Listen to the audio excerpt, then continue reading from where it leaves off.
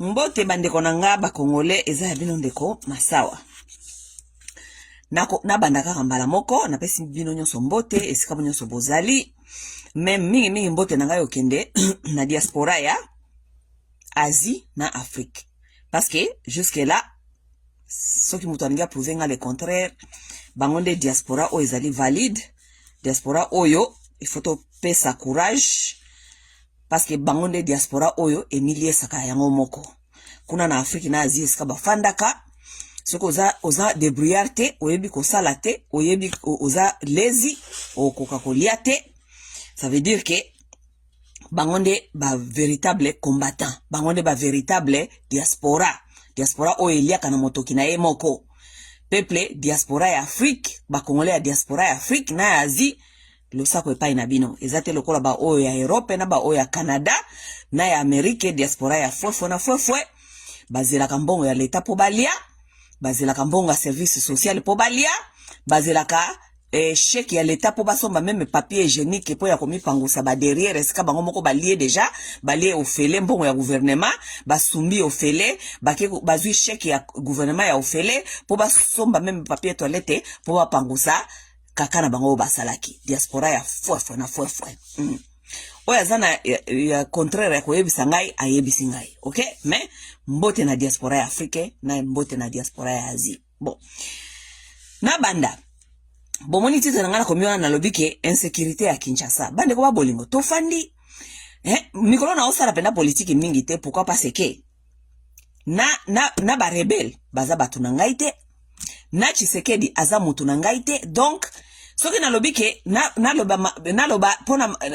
bona yebita ko lobela ba rebelle te parce que ba rebelle baza ba kongomani te ba rebelle ba elibiso batia libanda ya mboka bon soki na lobi pe na lobela makambo ya Félix Kotoyo Félix pe donc na yebite mikolo na loba penda makambo ebele te parce que politique mikolo yo eza penza place na linko simba mingi te okay nazolinga tobundisa nano tosisa nano occupation rwandaise tosisa nano makambo ya Kagame simande na kozongela nano makambo ya politique mais cela ne m'empêche pas komona makambo zoleka na Kinshasa parce que na Kinshasa mikonyoso cri d'alerte batu bazako kufa batu bazako boma batu na moi donc banditisme kuluna bamobondo ba force de progrès parce que ba force de progrès bazali force négative oui wana ezali milice ya président oui ba force négative est comme tellement ebele na Kinshasa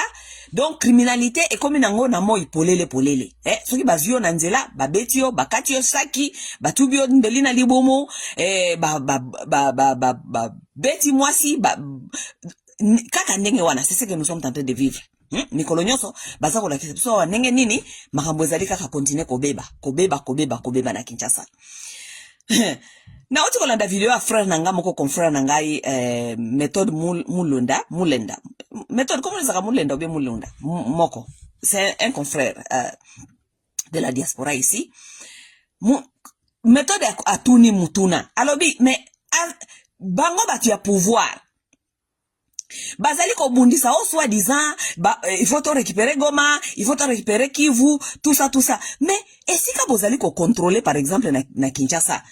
Comment ça se fait que vous n'êtes pas capable d'avoir une bonne politique de bien vivre à Congolais na Kinshasa même, ce qui est la capitale de la République.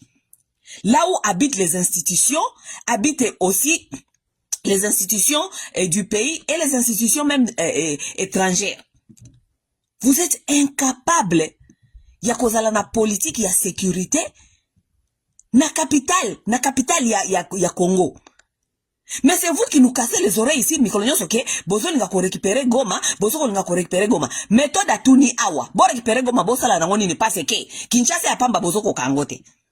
Mais ça c'est une question à faire aussi réfléchir. Vous voulez récupérer Goma, toboite, biso tolingite Goma ezana na maboko ya banguna. Mais Goma ngo bolimbo récupérer ngo popo sana ngo nini parce que Kinshasa iska bino moko bofandi wana ba institution présidentielle, ba institution ya mboka, ba institution nationale comme internationale. Kinshasa iska bofandi bozo koka boza même pas na politique ya sécurité à Kinshasa. Talaka bato. Ba Congolais batuna te. Soki ba Congolais batuni, ba fanatique ba ya wa bagangi. Wa! Hein? Comment expliquer que vous n'avez pas une politique de sécurité pour Kinshasa? Là où on est en train de tuer les gens pendant la journée, bazako boma batu, bazako chuba batu bambeli. Ba criminel bazako banga na bango lisusu te, ba ye ba chubi mutumbeli na butu, ba matina ba ope na moto ba kei, bazako mona bango. Donc ça n'inquiète personne. Où est la police? Où est la sécurité? Dans la capitale. Où est la police? Où est la sécurité? Vous n'arrivez même pas à donner la sécurité aux Congolais à Kinshasa, dans la capitale. Et vous voulez prouver aux Congolais que vous avez besoin de récupérer Congo Mobimba. Congo Mobimba, gato ya pamba o bakata libino na batike libino ya Congo wana, bozo ko gérer ngote. Congo Mobimba ko gérer ngo. Et lorsque les Congolais continuent à dire que vous n'arrivez pas à gérer ces pays, lorsque les Congolais sont en train de parler ici de la, comment on dit, pas de la balkanisation, mais de babenga nini bazolo bababi province mutuna mutu il faut qui peut province là-bas. Mais avec les choses comme ça, vous voulez que les gens continuent à soutenir mutunabino oyo bozana ye na tête ya mboka. Vous devez quand même vous devez quand même devenir sérieux. Vous devez quand même devenir sérieux. Vous devez quand même devenir les gens réfléchis. Fanatisme ezali bobi ke fanatisme botanga fanatisme bokene kotanga fanatisme balobi ke ezali signe ya batu bazana manque d'intelligence. C'est la science qui le dit. C'est la science qui l'a prouvé. Fanatisme ezali signe ya batu bazana moins intelligent. Et c'est ce que nous sommes en train de voir avec des Congolais. Congolais sont à fanatique. À quoi qu'on réfléchit le sous-souté. C'est très vrai. C'est que la science a dit. Fanatisme ezali signe ya low intelligence. Bato o bazali ko kumba mboka na bino lelo wana. OK? O bazo ko quand même pas ko sécuriser Kinshasa. Hein? Kinshasa est comme une zone rouge. Les gens ont peur de sortir la journée, même pendant la journée bato bazako banga. Ce qui mutu abimi ake kosala mwa kopa ki koteka azalaka na mwa ligablo na coin atekaka tomoni alobi babomi tata moko atekaka mwa ba bijou na ye na mwasi na ye pendant la journée batu bango bambeli na libomo ba matina bango pe na moto pe ye ezeli bango mutu afandi wana na moto baninga ne bakiti babomi batu ba mati pe na moto bakei na bango police azate eloko moko te. Mais finalement c'est comment? On est où là? Les gens souffrent. Kozinda na mai, problème. Kinshasa mikolo nyoso batu bazinda kana mai. Mbula ebeta mabe. Batu il faut bazinda. Dégâts jusqu'à. Ça, ce n'est rien. Il n'y a pas à manger. Batu nzala epai. Mais politique, il y a manger, il y a aliment eza wapi. Mais est-ce qu'on doit demander, est-ce que, vraiment, mais, est-ce que c'est un miracle? Ou bien Zali Motema Babeko tourne ba dirigeant ke? Ou quelle est la politique que vous avez mis sur place pour alimenter population oyo? Quelle est la politique que vous avez mis sur place? Même à na Kinshasa, na capitale ya mboka. Pour sécuriser batu na Kinshasa. Où est la politique? Wana nyoso bebe oko se la peka ka Kigali. Hein? Wana nyoso bebe toko lo bakaka eza problème ba Rwandais. Hein? Ah, c'est un temps quand même ba Congolais toko ma batu moko pe sérieux quand même. Wana problème na Kigali. Wana problème ya Kagame. Soki Kinshasa ezindi. Soki Kinshasa ezana biloko kolia te. Alors que tozali na ba Congo ezali wana, ba Ndundu ezali wana, vous pouvez amener la politique d'agriculture. Ba Congo na ba Ndundu, ba balaba ezali wana e kotaka ba biloko batu bazwa biloko kolia na ba prix ezali juste. Où est la politique d'agriculture? Wana pe kaka Kagame. Hein? Où est la politique ya ko sécuriser batu na Kinshasa? Que fait la politique la police de Kinshasa? Police à Kinshasa c'est ça la kanini? Wana nyoso pe kaka Kagame. Hein? Voilà. Non, tout n'a pas de question. Parce que Bolingi vont faire biso comprendre ya wake. Oui, Fachi, il faut changer la constitution, il faut. Mais, qu'on change la constitution. Bah, où tu vois, nous n'avons pas un problème de test. Nous avons un problème des hommes.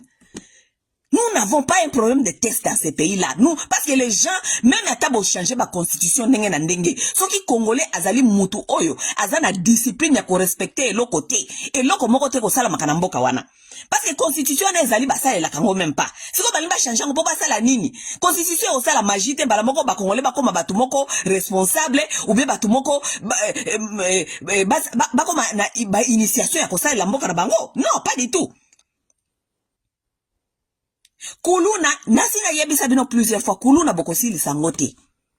Kuluna, il faut kozala na intelligence pour comprendre ce qui se passe avec cette affaire de kuluna. Kuluna ezali eloko moko te umuto ko lamuka lobika ka o ba kuluna bokanga bango lokola muta balinga kokosa biso wa ba kuluna bokanga bango bango nyoso bote bona prison. Non, Kinshasa c'est une ville qui a été faite construire pour 2,5 millions d'habitants. Seulement Kinshasa le loko mina 20 millions d'habitants. Est-ce que esa magie pour vous comprendre que Kuluna il faut ezala hein de 2 millions 5 à 20 millions d'habitants. Bon si quoi yo de 2 millions c'est le 2 millions 5 to pesa onka 3 millions 3 millions à 20 000 d'habitants na kati ya ville o eza na incapacité ya ko contenir batuana nyonso. Voilà venir les inondations, voilà venir les bipa nyonso canalisation à maï. Ezate parce que batu balek ici.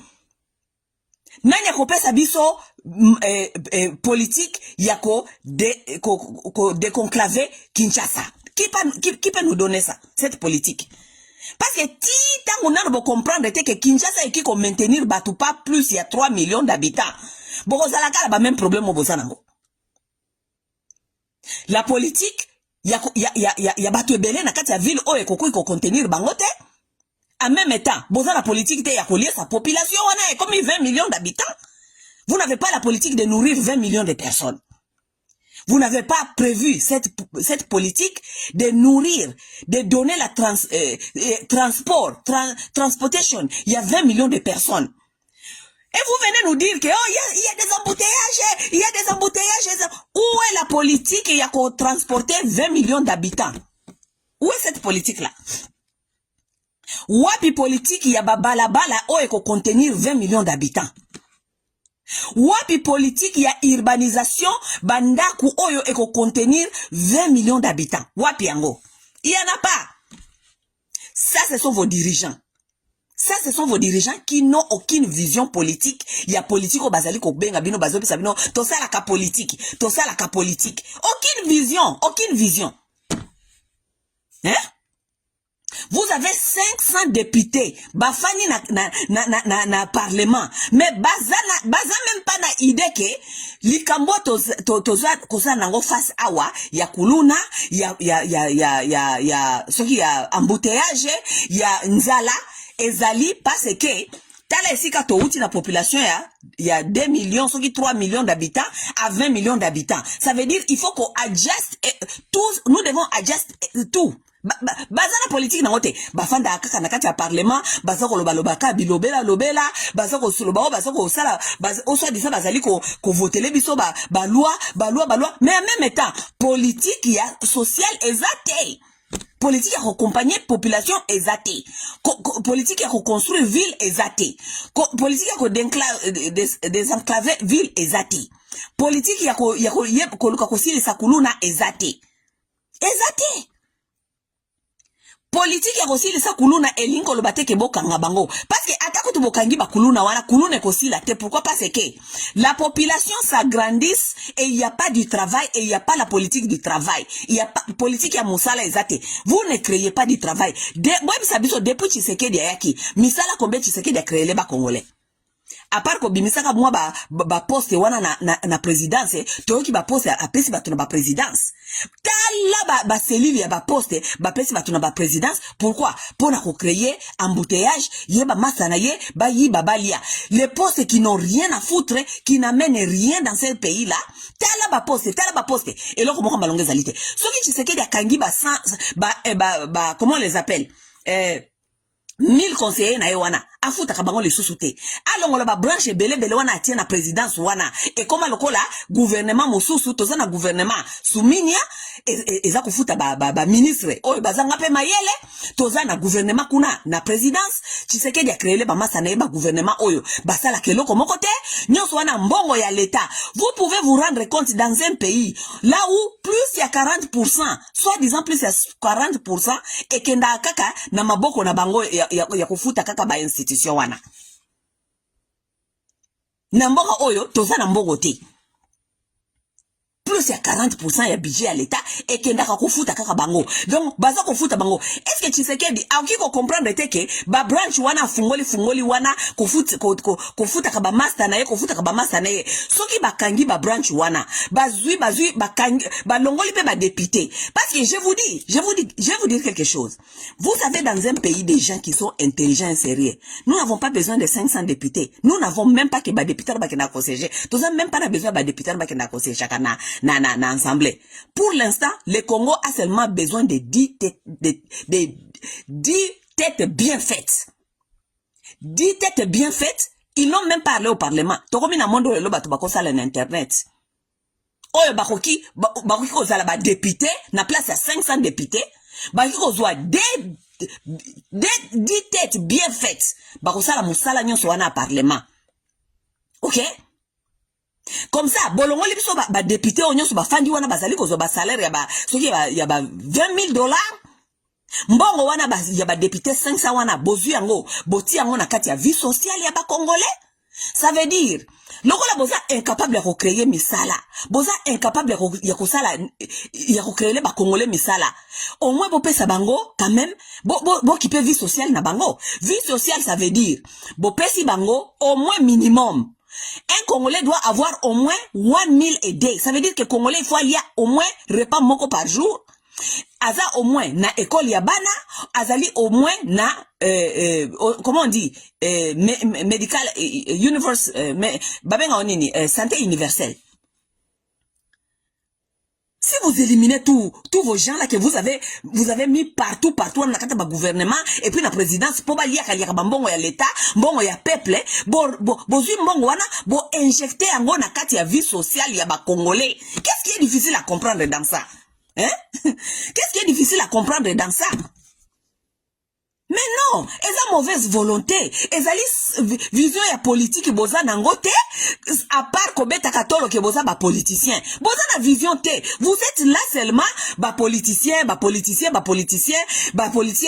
ba politicien soki problème ko ina mboka, bino nde boza kolela susu peuple. Bazwaka bino batia bino wana pona nini? Po bino bo résoudre ba problème ba peuple. Batia ki bino wana te po bino boya ka lisusu ko se plaindre. Lorsque vous vous plaignez, ça veut dire que vous n'avez aucune solution pour vous. Nous, il faut dégager.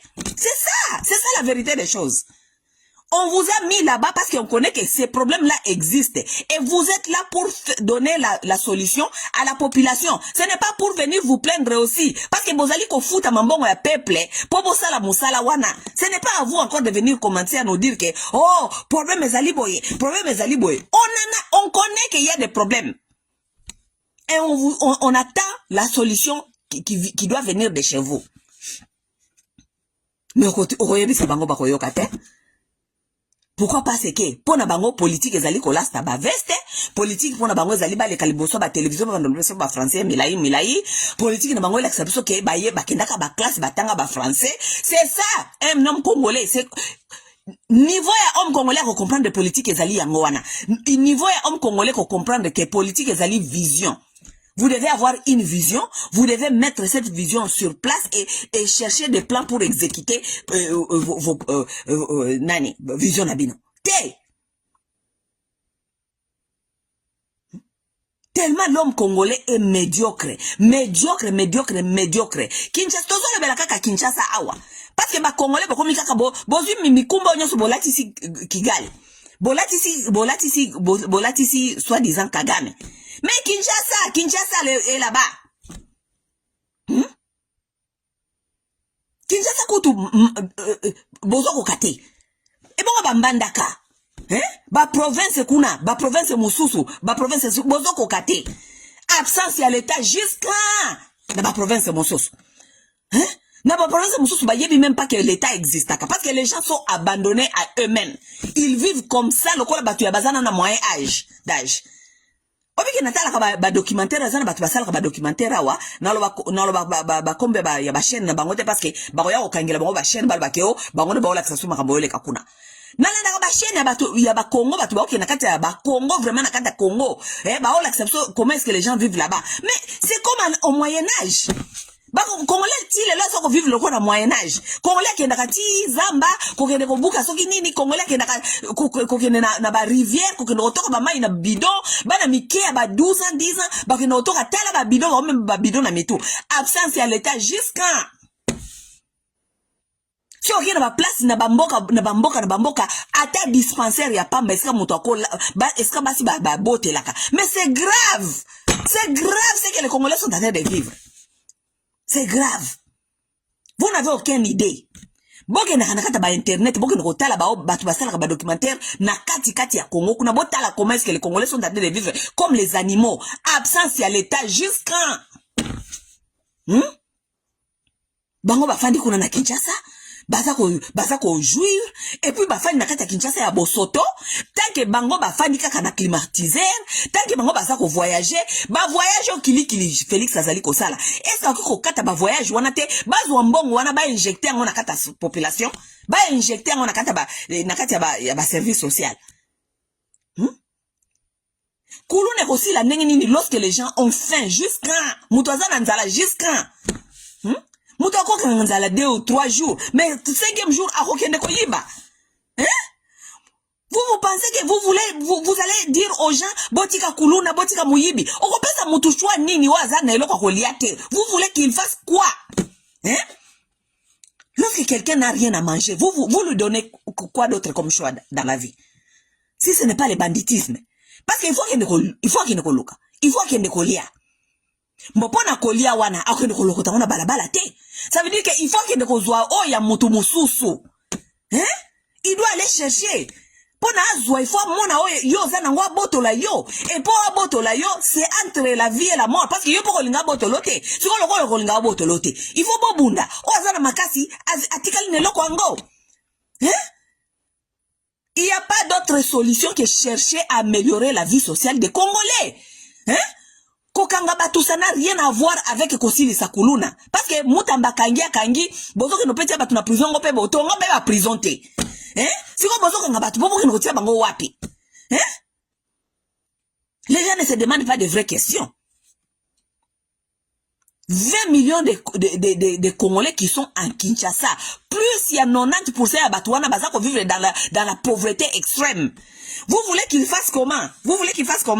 Afanda kaka eza loko bisi mutolbine olia kate fanda kaka ko yiba te po eza masumu ko yiba te eza masumu boyebike soki ozana nzala eke obisi nzambe na zana lokote nzambe alekisi mutu na liboso na yo mutu azana lipa oko continue bisa nzambe bio nzambe na yebisa ko na zana lipa te ako so bino za zoba mutu aleki wana yo na zana lipa te pourquoi omona kite na lekisi mutu azana lipa wana Vous pensez quoi? Quelqu'un va s'asseoir comme ça, il va attendre jusqu'à quoi ya kufa parce que bino boza ko te ya yeke kulune zali mabe koyibe zali mabe donc mutongo ko fanda kaka zelika kati mayezate biloko kozate akufa kaka. En tout cas, il y a des gens qui sont naïfs. Vous venez donner des conseils au kuluna qui batika ko kuluna. Pour pas ça la nini après. Kuluna koma kuluna likolo ya gouvernance ya mabe. Kuluna koma kuluna parce que mboke zoko fonctionner bien te. Vous n'avez pas mis ces gens-là aux études. Vous les avez pas éduqués. Vous les avez pas donné des structures. Il y a vie, il y a bien, à Malonga, Misala. Vous les avez rien donné. Vous pensez qu'ils vont devenir quoi? Vous pensez qu'ils vont devenir quoi? bakozela batala kabino kaka ndenge bozoko liana bana na bino, bozako liana bana na bino. Mais non, les gens doivent savoir biso tolobaka pamba te tolobaka parce que toyebi danger yaka na société. Lorsque la société va très mal, bato nyonso bakokoma en danger. C'est ça, c'est pourquoi nous parlons. Cette société, baby, boy bake bino pe, mutu moko te kozala lisusu en abri. Biso nyonso tokomi en danger. Ata yo zali ke o tongi building na yo moko fanda katiku na likolo mona kabatu na se, eza na mokolo batu wana bako kata building wana bako buka ngot, ti oko kwe na se, parce que la société tellement baby. Vous n'avez pas encore souffrir. Kinshasa on a bo souffrir te. Fachi na bino azana politique te ya misala. Parce que depuis toute la vérité, depuis Mobutu mo bo critique depuis Mobutu akufa. Ba compagnie combien après Mobutu Kabila Tshisekedi a créé. Compagnie combien Tshisekedi a créé. Parce qu'il y a dans un pouvoir siko. Tshisekedi a créé combien des entreprises. Pour Mobutu bobende ko finga ye, Mobutu azaka ba entreprise, Mobutu a créé ba Air Zaïre, ba Onatra, biloko na nyoso. Ce qui to bandi ko loko tanga ba compagnie Mobutu a créé, incomparable. Bino bo créer nini? Bo créer ba compagnie nini? Oyo pesa ba Congolais misala. À part maman na bino oyo ya ndoki oyo ya nyankero. Aza continuer kaka ko soutenir ba pasteur ba continuer ko tonga ba église. Weekend passé auti ko inaugurer église mososo. Église ko pesa ba to misala? L'église est pas comme misala te. Hein? Nyakero mombongo nyoso ya yibi na maman Marthe na ba de kwa Tshisekedi. Pourquoi ba créer misala te? Pourquoi ces gens-là n'arrivent pas à créer des entreprises? Misala ba pesa ba Congolais misala. Que les Congolais commencent à travailler. Comme ça aussi sa kuluna.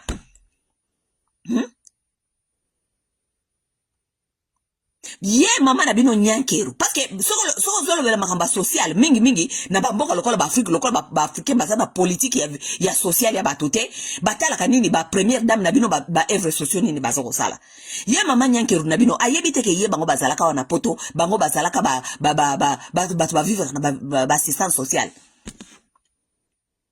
boganisi ana poto bakuluna bazate hein mais poto maîtriser bakuluna ndenge nini Pote maîtriser kuluna parce que ba yebike il faut ba pesa mutu na mutu au moins minimum ya koyeba kolia ya ko vivre moi vie moko eza décent parce que soki otiki mutu na état animal oya zoko kolia te azana eloko kolia te tout mais la personne va vraiment se comporter comme un animal sauvage et vous allez regretter na poto ba yebi yango mais ye Tshisekedi na mwasi na ye na ba famille na ye bango nyoso ba mama Marthe na poto bazalaka ko vivre na vie sociale. Maman mata ko bénéficier de la vie sociale.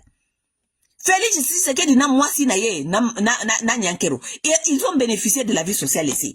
Ba uti poto ba yebite na poto structure sociale ezali ko aider ko maintenir ba bandi na ba voyou po ba tuba yeba ko vivre na ba poto. Bango ba yebi yango te.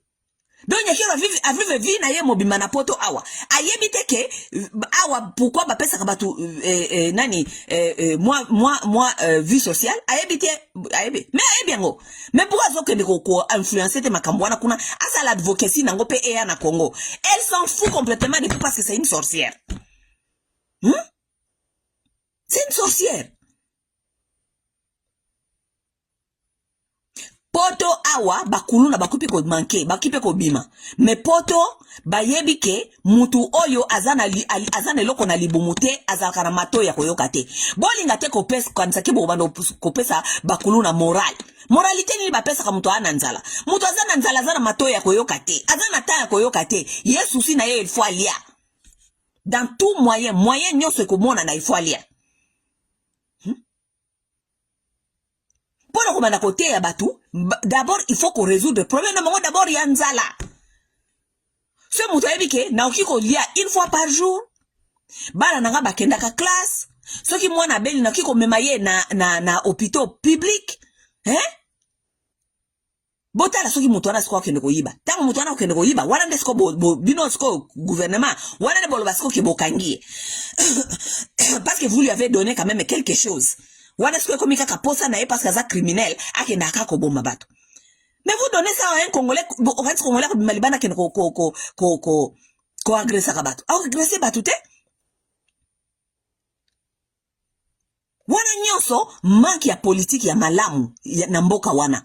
Pourquoi? Parce que mbongo wana ba politicien bazali ko jouer nango ezali mbongo na biso nyonso ba kongomani, eza mbongo ya peuple. Pourquoi? Parce que ba minere wana batekaka wana ezali héritage na biso nyonso. Parce que Congo ezali mboka na biso nyonso. Eloko nyonso ezali koteka na mboka wana ezali biloko ezali commun, it's common. Mboka wana ezali propriété commun. Ça veut dire que na place yako yibaka ba congolais mbongo na bango bojura kango bino lokola ba politicien botia yango na kati ya vie sociale ya ba congolais comme ça bango be ba de bénéficier na bomengo ya mboka na bango. Eloko nini ezali kozanga banani gouvernement wana esala ba hôpitaux publics bango boko gouvernement futaka ba médecin na poche na bango ba bisa ka ba congolais ke hôpital public ezali hôpital fulani bokendaka kuna ko se faire soigner au félé. Tous les médecins qui sont là-bas ils seront payés par l'état. Est-ce que l'état zangi mboko futaka ba médecin? Est-ce que bakuki kokata salaire ya ba député te ba futaka ba médecin bazali ba médecin oyo l'état futaka po ba médecin ona bazwa soin ya population? Na place ko pesa ba député $20,000. Pesa député $5,000. Bo pesi ba médecin. Bo pesi ba médecin ba traitaka ba congolais nyonso do ba médecin oyo l'état azui na musala. Bo pesa ko $10,000 par mois. Parce que entre médecin et député, médecin azana plus ya valeur. Et puis akobana ko sala musala belé koleka député. Et puis parce que médecin il faut voir salaire ya malonga pona asala musala na ye bien. Azala corruptible te. Hein?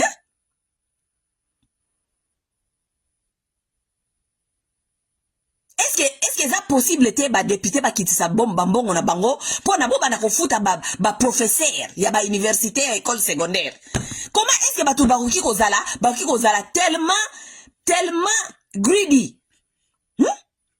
Batu bakozala tellement égoïste na niveau que on ne voit pas que la population souffre.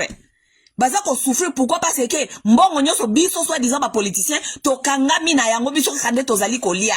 Comment c'est possible? Hein?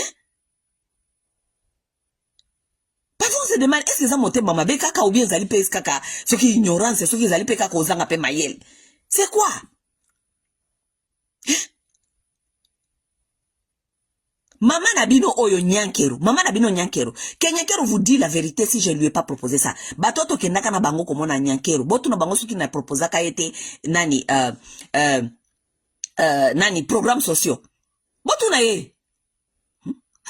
Botu na nyankero. Suki na proposa ka ete installer ce qu'on appelle les cuisines publiques. Public kitchen. Mais les cuisines publiques, c'est ici en Occident, partout. Hein? Si on n'arrive pas à manger, on va s'enregistrer là-bas, au une fois par jour. Hein? On fait les. Na compte ya gouvernement. Parce que ezali obligation ya gouvernement, ezali devoir ya gouvernement, et établir bino. Et créer environnement où mutunyo soit capable de kozwa musala. Si vous êtes incapable d'avoir un boulot, ezali devoir ya gouvernement azwa bino en charge. Parce que ezali faute na ye à créer un environnement et couper sa bino misala. Parce que bino il faut bolia, bino il faut vivre. OK? Na yebisa mwanya nkero. Bo lukabo créer ce qu'on appelle les cuisines publiques. Est-ce que yoka atako yoka? Là où un Congolais pauvre, celui-là où donc azoko miko katate. Là où il peut venir, bon enregistrer bango, bon pesa mutu na mutu moi jeton. O ebi ke azana jeton, chaque mois azana ba jeton na ye. Ayaka wana apesi moi jeton na ye, bo pesi sani ya biloko kolia allié. Au moins Congolais azana eloko kolia au moins une fois par jour. Donc gouvernement donc nenge bozawana gouvernement ezana budgété etia budget ya kobanda ko liesa ya kobanda ko financer ba public kitchen ko lesa ba congolais baza incapable ya kolia parce que bino bo créer misala te bo créer ba condition misala te so bo pesa nani faute si les gens là n'ont pas de travail c'est la faute à qui hein si les gens là n'ont pas de travail c'est la faute à qui c'est la faute au gouvernement gouvernement créer misala te et créer environnement te ozali bien pour na batuba ya ko investir. Bato combien ba na mboko na ko investir bakangi bisaka na mo bakini parce que environnement za malamu te kozwa papier ata ofungola business boy problème okota na office oyo oh moi motivation corruption mutu ti ale mbia kangi bisaka na ke ba diaspora combien ba uti awa bake kuna ko banda moi business tellement environnement za malamu te bazongi siko bolingi ba congolais basala nini à part ki kuluna. Qu'est-ce que vous les proposez? Qu'est-ce qui est sur la table qu'on propose? Bangolo sambo. Mane ko kwa likolo balia. Parce que c'est comme si eloko bozo ko proposer ka ba congolais mate na bino na lo sambo. Nzambe alobi. Oh nzambe alobi ko yibeza biente. Oh totika kikuluna. Batika kikuluna siko basala nini? Parce que quelle autre activité bo pesi bango basala? Pour batika kikuluna. Ils vont faire quoi? Mais ils vont pesi bango option. Ba pekisa ka mutu eloko te soko za na option mususu ya kopesa yete pesa ye option mususu to sa soki eloko na kopesa option soka osala ngote option eza nini po kuluna esila kuluna zali banditisme uti na kati ya nzala mutu afandi journée ba papa ba mama na bana mikolo bakoma kufana na bandako moko toute leur vie mutu ya 40 50 afana kana na ndako baboti bakovana bongo toute la journée maman mobange bandi ko tia ba ne pression eloko ko lienza lite bofandi kaka misale ezate so limbasa nini ba okende libana ko luka kuluna po ba na quelque chose ko liana ndako bino batu oyo bolinga kopesa batu mateya e ba kuluna oyo boka bambanga na bino parce que vous n'êtes pas dans leur situation. Vous n'êtes pas dans leur situation. Oza na kata mboka te oyo, olia kate. Donc, chaque jour, okanga akali bomolia kate. Mais à un certain temps, il faut makuna le bana kondo lukelo kwa lia. Qu'est-ce que tu dois faire pour aller manger? Il faut que nous roboto lango. Moralité, mokote mokopesa mutuaza na nzala. On ne peut pas donner un conseil ya moral na mutuaza na nzala. Yango bango futon de baba tuka ba église na kati ya Congo pobo te akabango ke koza nanzaleza normal. Koza nanzaleza normal, kozanga musaleza normal, kozanga classe za normal, kofanda na kata bosoto za normal, kofanda donc bo continuer ka kokosa bango kaka.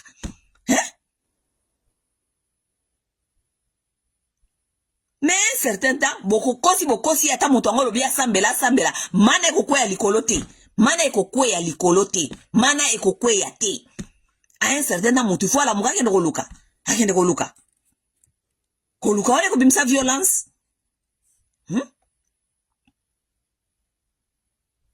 Mama na bino nyankeru. Aezala kawa.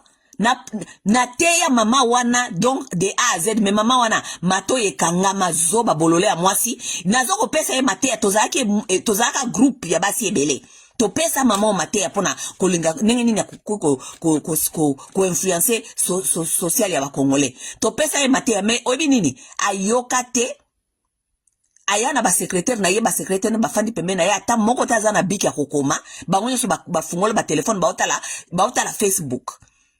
OK ye nyakeru priorité nezala kike to soki to sisi koloba ye il faut to sala noki to sisa koloba parce que ye il faut que ne marshal ko ken ko somba bilamba neza ki priorité na yangwana makambu bien-être ba congolais est aliété. On lui a tellement parlé des histoires soki boye makambu to bisaka nyakeru programme mobimba ya gouvernement bazana ngote makambu so to bisa nyakeru gouvernement wana soki e appliquer ki programme so to bisa bango ndelelo to zeska to zate. Mais nyakera koyoka te parce que za zoba kizengi mwasi mwemba réfléchir aka kolata na mobali ne akala Jérôme na ba masa ni lokola ba Sandra ba solaka ba masoya bimbali akala Jérôme c'est quoi si makamba Jérôme alobi alinga kende kuna iko na Marshall ko kende ko somba bilamba makambe ba congolais taliete tala nenge Kongo ekomi tala nenge Kinshasa ekomi tala ndenge Kinshasa ekomi. Natangwa Mobutu bo kritikaka biso tanto okola natangwa Mobutu. Chaque samedi matin tozao sa salongo. Chaque samedi matin. Wana za ba souvenir. Chaque samedi matin. Mobutu était si influençant jusqu'à ce niveau. Salongo, salongo, alinga mosala, salongo, tozo bima mutuna salongo liboso ya porte, batu baza ko kombola balabala bozo ko longola ba salite na kata ba terrasse, salongo chaque samedi. Mobutu ngwana na keyi, bo mane o critiquer ye. Siko bino bo sali nini? Après Mobutu. Bo sali nini?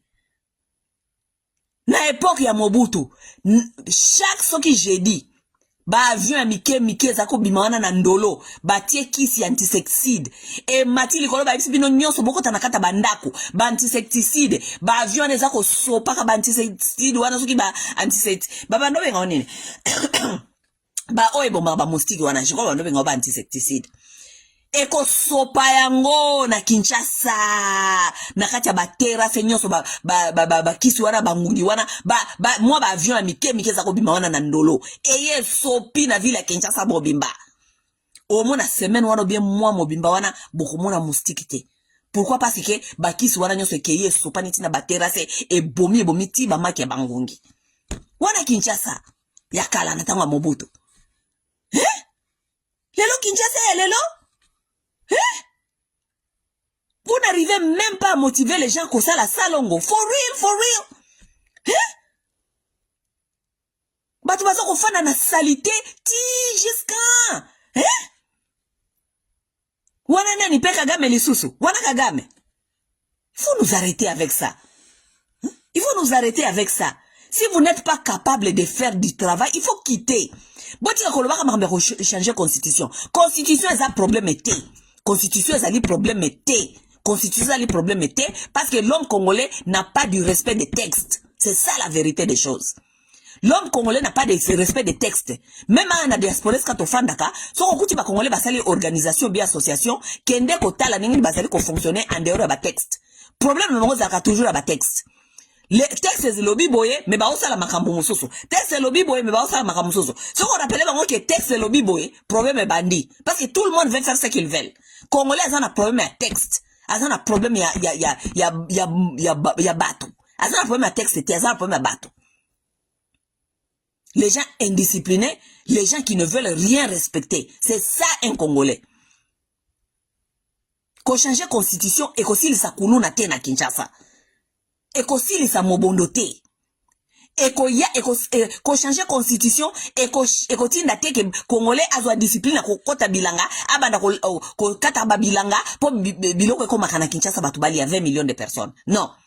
Qu'on change la constitution et l'inko lobate que boko produire malamoko politique ya ko yeba nenge ya ko désenclaver Kinshasa. Non. Vous n'avez pas besoin de changer la constitution pour savoir désenclaver Kinshasa. Nous étions, c'est une ville qui devait prendre 2 millions et comme il a 20 millions d'habitants. Est-ce que vous avez besoin de la constitution pour faire ça? Ou bien vous avez besoin de têtes, des gens qui ont des têtes pour comprendre cela?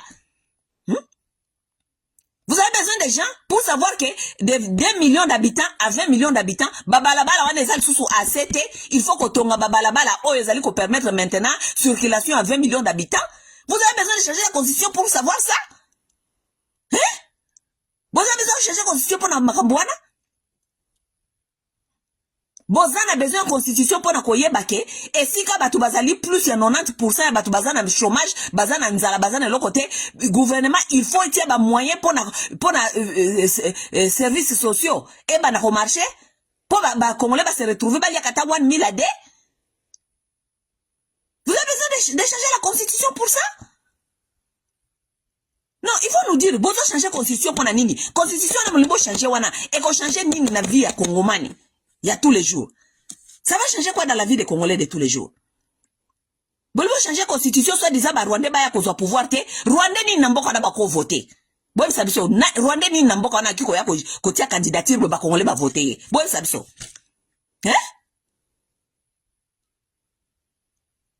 Bon, changer constitution, pour ba Rwandais kale. Rwandais nini wana koya boko voter. Si ce n'est pas ça, ce sont des mensonges. Les Congolais s'en foutent de vos histoires là. Amenez-nous une politique améliorer vie à Congolais. Hein? Yéla biso politique ko améliorer santé à Congolais. Yéla biso politique ko améliorer bien-être. Hein? Well-being ya Congolais. Yéla biso politique wana.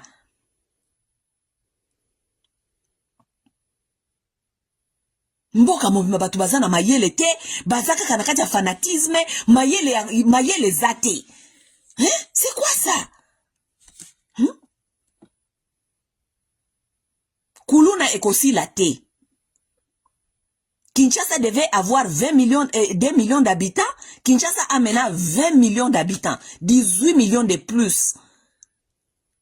Les gens qui sont en train d'être naître tous les jours, mais misa les athées. C'est ça la politique que vous devez développer là-bas. En plus de ça, président, même pas que on a des problèmes.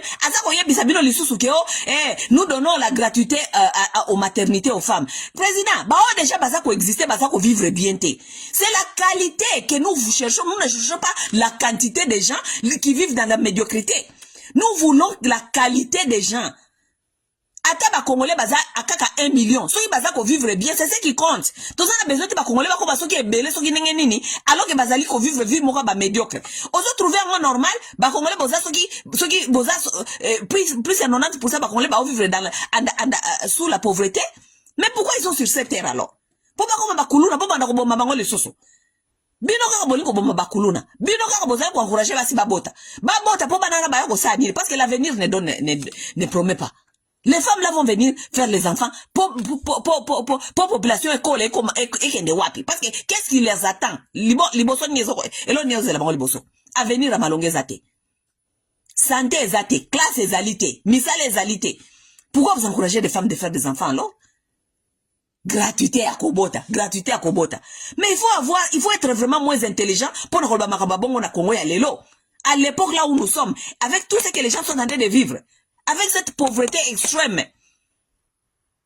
avec une politique que vous n'arrivez même pas à éradiquer la pauvreté, vous encouragez les femmes de faire les enfants dans la pauvreté, alors que vous n'arrivez même pas à résoudre les problèmes de leurs enfants qui sont vivants aujourd'hui. Hein? Bon, résoudre nos problèmes, il y a bana oyo bazali vivant aujourd'hui. Tu sais qu'elle dit, tika kopesa ba maman gratuité, il y a maternité, yebisa bangoke, gratuité ya kelasi ekozala et puis ya qualité d'abord parce que gratuité na bino bopesi bateza ya qualité te bana bakoza la santé na kata classe professeur moko aliaka bien te mufuta ka $70 par mois aliaka bien te professeur ayaka na classe azali frustré azana na kanda abeta kabana bana bakotanga na environnement te professeur azali frustré abeta kabango bana bakotanga na environnement te bayaka na classe baza tellement belle na classe moyen ko ya suivi ezali te ou bien moyen bana ngope bayaka na classe baliete. Comment est-ce que moi na koya na classe aliete? Hein? Politique nini boza na yango ya kosala ke enseignement e koma ya qualité. Ces enfants là qui vont venir à l'école ba parents bango baza na misala te baye na nzala bokanisi babana na bakotanga ndenge nini? Capacité nini bazana ngoya kofanda na kata classe batanga si pas konzala ko réfléchir nzala na kolala na ko s'évanouir na kata classe. Hein? Gratuité enseignement wana bosala ngoya ko ma qualité. D'abord bo kata ba député salaire. Bozo mbongo wana boti yango na kata enseignement, boti yango na kata santé. Bengana batu wana nyoso zana bango kuna na présidence kuna créer bango soki ba selili ya boye tia mbongo wana na kata gratuité tia pe na ngona kata ya santé universelle. Nous n'avons pas besoin ya kuepesa yuko opesa batu maternité bana o bazali na ko vivre wana bazana eloko ya malonga te. Tshisekedi. Quand même, on ne peut pas être vraiment causant à maïle tina niveau quand même. Et ça va moboti wa congolais azoko wele la bota bébé asika ba o bazali wana azoko kakolesa bangota ako pesa bango exemple ako pesa bango biloko koliate. C'est comme si eza maladie congolaise. C'est une maladie hein? C'est une maladie congolaise. Tu te précipites à avoir d'autres bébés, alors que bao bazali wana na nous vivants, mili ki akopesi bango ezate, biloko relié c'est bango ezate, bilamba koko sombela bango te, tu ne peux pas les mettre à l'école et tout, mais pourquoi faire d'autres enfants? Soki bao bazali déjà présent, bozo kokate ko survenir na ba besoin na bango. C'est un problème. Et quelque part, il y a un problème dans cet raisonnement. Hein? Occupez-vous d'abord des Congolais qui sont d'abord là déjà.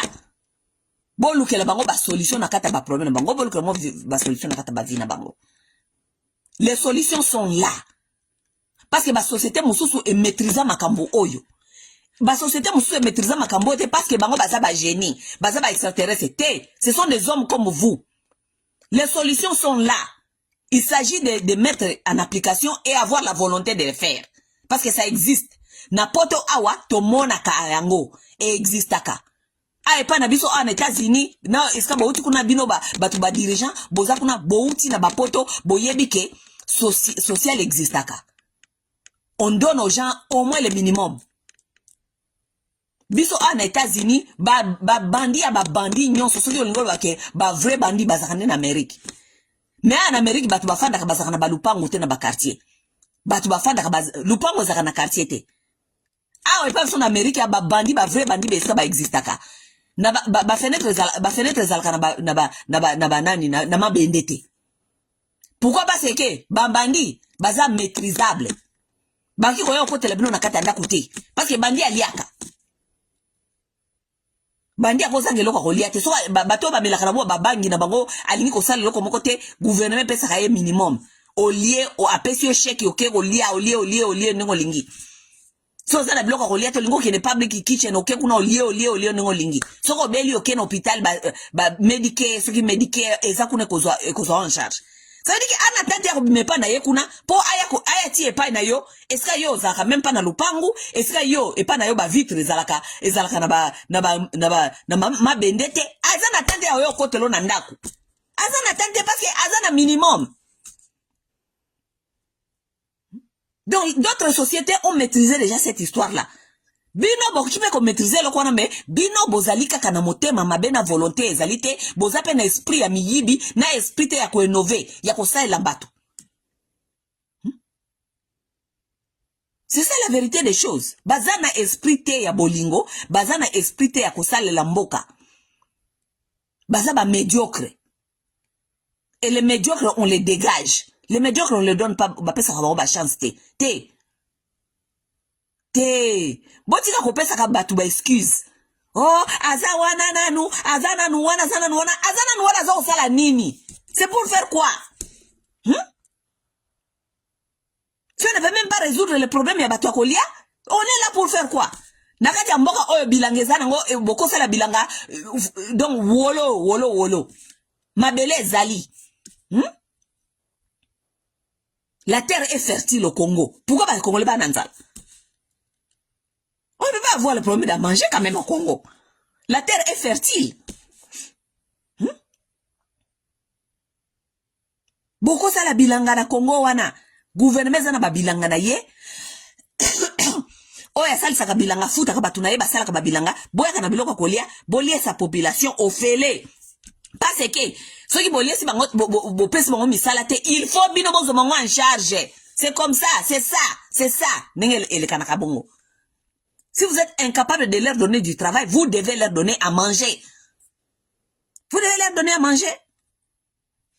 Les problèmes,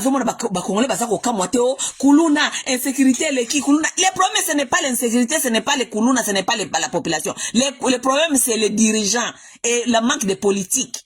Il y a qu'à maîtriser la situation. Oui.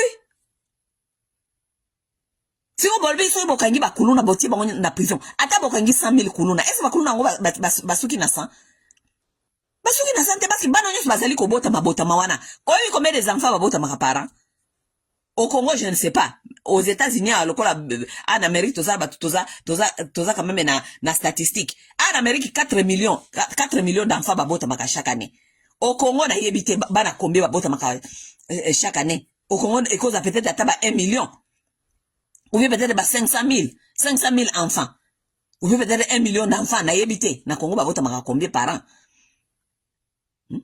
C'est comme ça tolbi que na Congo bana babota maka 1 million par an. Ça veut dire que bao basaki na 18 ans lobby bako sa 19 ans lobby. Bao basaki na 19 ans lobby bako sa 20 ans lobby okuna. Na kaka na batuana nyonso na ba 1 million wana, ça veut dire que bakuluna bazana kati wana ebele parce que ba mingi batangi te, bo pesi ba opportunité te, bazana misala te, vous n'avez même pas misala pour ba mikolo, ça veut dire que vous ne pouvez même pas créer l'emploi pour la jeunesse, n'est-ce pas? C'est quoi jeunesse ezana ngona kati eza délaissé, bazana misala te. Alors que ce sont aussi des jeunes qui ont des besoins comme tout le monde. Encore un peu mikolo comment il y a internet. Baza comment on a jeunes musos baza ko vivre bamboka musos. Comment d'autres jeunes jouissent. C'est que d'autres ont des chaussures ça pas qu'il y a bien qu'on vivre bien. Bango pe bakolinga kozala lokola baninga. Siko ba ozo ngone ngene. Bon ba parents on ba la misalate. Bango ba na opportunité ozo misalate parce que les pays ne créent pas d'emploi pour la jeunesse. Siko bango ba ozo ngo wapi. Donc bango ba bazo bango bako linga tepe pas vivre via malonga. Hein? Siko so bolbi ke boka nga 100 000 kuluna. 100 000 kuluna wana ndebo sisi problème wana. Non? Parce que chaque année ozoko ya bana nyonso bazana bakuluna bazana kata bana wana nyonso. Wana za solution parce que prison combien bokotonga po sa population sur la carte prison. Si ce n'est pas ça le manque d'intelligence. Ceux qui ont atteint le manque d'intelligence. Mais non, vous avez des gens qui ne réfléchissent pas. Vous avez des gens qui sont là seulement fouin. Pour bazaba politicien, ba pesa bango ba salaire, ba lia, ba kende voyage, ba somba bandaku na ba Dubaï, ba somba ba appartement na ba Dubaï. C'est ce qui les intéresse, rien d'autre. Donc ne vous inquiétez pas. Problème kuluna nano bomoni na bino eloko mogote. Le plus cette population grandisse parce que papa na bino abisi bino papa no tsekedi abisi bino ke boza na gratuité à kobota. Kobota on peut gratuité on peut na ba condition ni basa na bazali kobota, ça c'est autre chose. Kene na hôpital place on baisi ngo e ba kono zo gratuité ya kobota. Boko ngo tala ninge ba place ngo ezali infecté. Ba place moko salité, ba place moko bien té. Gratuité ya kobota. Gratuité ya kobota na kona ba condition ni. Gratuité ya kobota et puis mwana anatanga obota mi nutriments na eko za ndenge nini. Cet enfant va manger quoi? Cet enfant va devenir quoi dans la vie? Vous projetez que cet enfant devient quoi? Avec ce qui se passe dans ces pays-là. Et puis, moi, on va rekola, oh, bobandi ko pesa batumate, oh, botika kuluna, eza biente, to kikuluna eza biente, kikuluna eza biente. Yo, ça pesa mutu conseil kuluna eza biente parce que yo, so kolia. Ça là, une semaine au liete. Ota la so qui conseil na yo, neko zala valide. Na yo moko d'abord nano. Ça là, non, une semaine au liete. Et que oyebi que possibilité à coller zate oyeba ke oyebi te okozwa nini ya kolia lobby comme ça total soki conseil wana opesa ka bakuluna wana soki kozala pe valide pona yo. Quel médiocre dégage.